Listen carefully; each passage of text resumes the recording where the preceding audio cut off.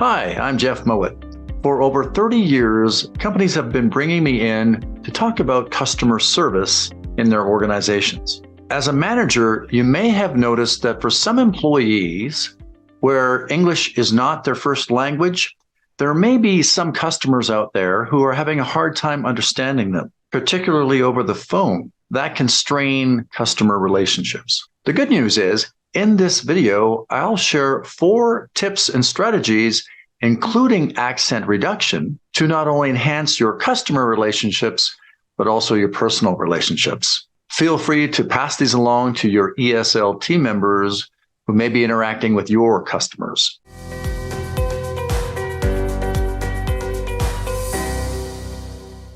When you employ team members for whom English is not their first language, my experience has been that most managers view these people as being their organization's greatest resources. In general, these team members are hardworking, appreciative, and utterly reliable. Unfortunately, these same team members may be your organization's greatest vulnerability. As I mentioned, employees whose English isn't proficient may be straining relationships with some of your customers. Frankly, the reason is that your customers don't want to work as hard to understand your employees, so they may just take their business elsewhere. Here then are 4 customer service tips when English is not your first language. My first tip is know that most people are civil.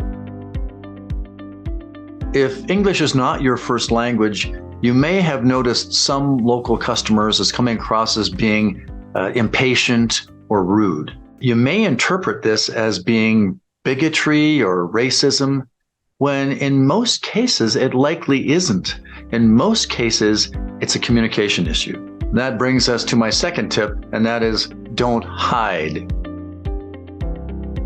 One of the basic principles that I share in my customer service training programs is that our goal is not necessarily to try to become our customer's friend. I mean, reality is there's a lot of reasons people may not like us. It may be our age, our gender, our ethnicity, our name reminds them of somebody that they didn't know back in grade school. So our goal is not to try to become our customer's friend. It's instead to position ourselves as their trusted advisor. And that brings us to the concept of not hiding.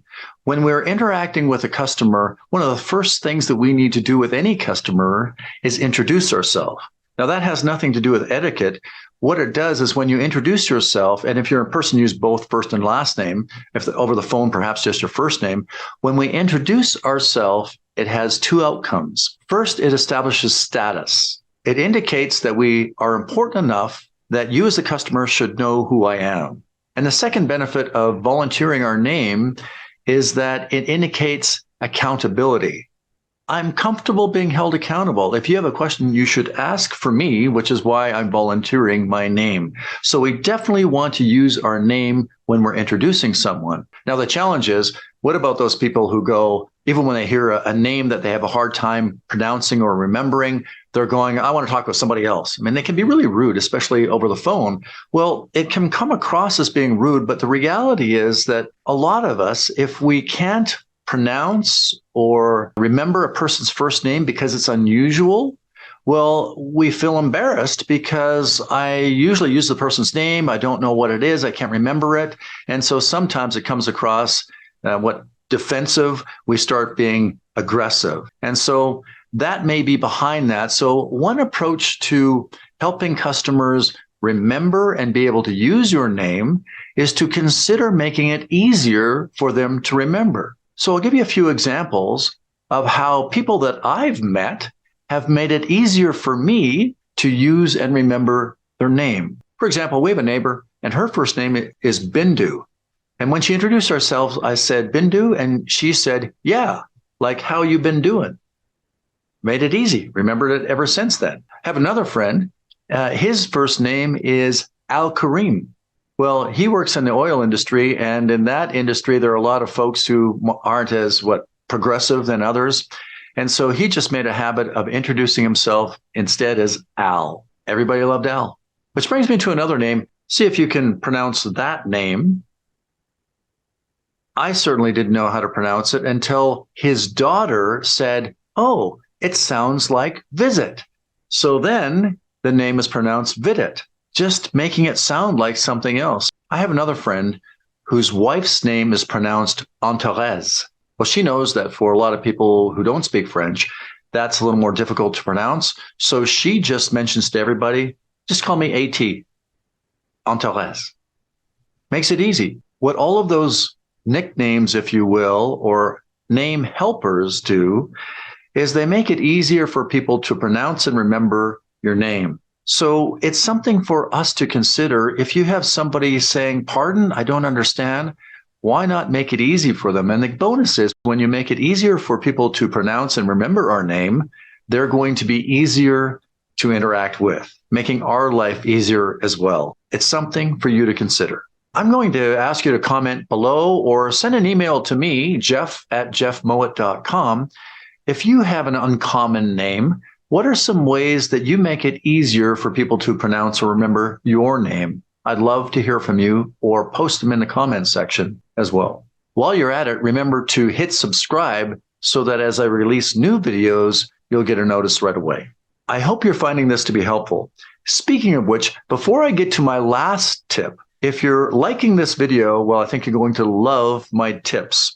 You'll find them for free at jeffsbusinesstips.com. And this time, I want to talk a bit about accent reduction when it comes to interacting with your customers. One of the things that we find frustrating, not only for customers, but also for frontline employees, is where there's a bit of a miscommunication. And sometimes that happens when employees have strong accents where customers have to work hard to try to understand them. And unfortunately, if customers have to work hard, they may just take their business somewhere else. So there may be times if customers are asking, pardon me, or what did you say, or I'm having a hard time understanding you. Well, that's an indication that our accent may be hindering our connections to other people, not just customers, people in general. Je sais bel et bien que c'est difficile d'apprendre une autre langue. J'étais né ici en Alberta, où il n'y a pas beaucoup de personnes qui parlent français. I understand that it's difficult to learn another language. I mean, I was born in Alberta, where there's not a lot of people who speak French, and my parents are not French. So I picked it up a bit in school. I took the standard Canadian French language lessons that you'd learn, only to realize that I was hopeless at it. When I went to Europe and tried to speak it, I was terrible. So when I returned back home, I was determined to improve my French language skills. In Turkey, there's an expression that when we learn another language, we gain a soul. So there is a lot to be said for learning another language and mastering that other language. And so as much as I have learned enough to be conversant in French, but it's not good enough from my perspective for me to deliver seminars in that language, because I talk a lot about precision in language, and that's just I'm not good enough at it. That said, heavens, there are so many resources we can use to improve our language skills, many of which, well, right on YouTube, for example, all kinds of accent reduction tips for people that are free. Now, the problem with that is that, oftentimes we need more practice with pronouncing, enunciating.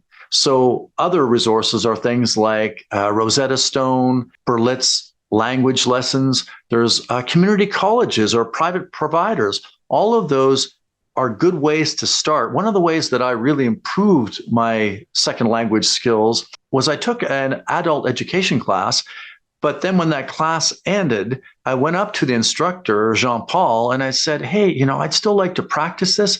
Would it be okay with you if I just took you for lunch once a month and we spoke in French and you can correct me? And Jean-Paul was like, you're buying? Formidable. Allons-y. I was like, okay, let's go. Great. So that was a great way of really improving my skills. The point is to practice it. In some cases, there may be the challenge of, oh gosh, I don't want to spend money on these. Well, that's a false economy. The truth of the matter is, in North America, other than Quebec, and even in Quebec, where it is bilingual, I would encourage you to learn to master your English language skills, because when you do, it's going to enhance your hireability and your promotability. You're going to be making more money. So anyone who thinks that they're going to save themselves and the family some money by not taking English language skills is fooling themselves. It is an investment in your future, and I would encourage you to do it because it is money well spent. Okay, that brings us to our fourth customer service tip when English is not our first language, and that is make your customers and coworkers feel welcome. No matter how many English language courses you take, your English will not improve unless you actually practice speaking it.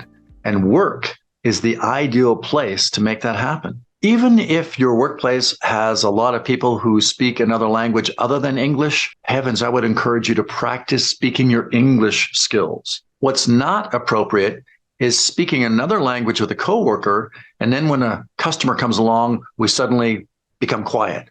Well, heavens, that's like a customer feeling like they are invading a private party. As L.L. Bean once said, a customer is not an interruption to our work. They are the purpose of our work.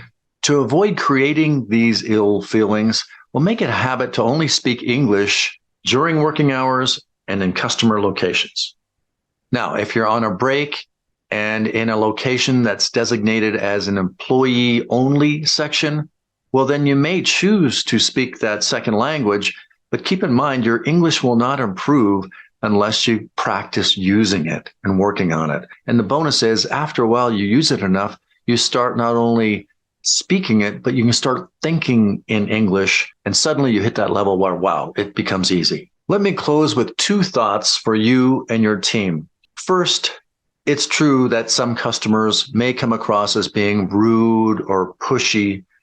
And in most cases, though, it may have nothing to do with us personally. It has more to do with other communication issues. So as I mentioned, when you do sign up at jeffsbusinesstips.com, one of the tools that you'll automatically receive as a bonus is 15 phrases for building trust with customers who are rushed or stressed. Second, keep in mind that your job is more than just a wage. It's an opportunity. It's an opportunity to help yourself and your family. It's an opportunity to build community. And it's an opportunity to master a new skill set. One way to make the most of this opportunity is to practice on improving your communication skills. Bonne chance. I'm Jeff Mowat. À la prochaine. See you next time.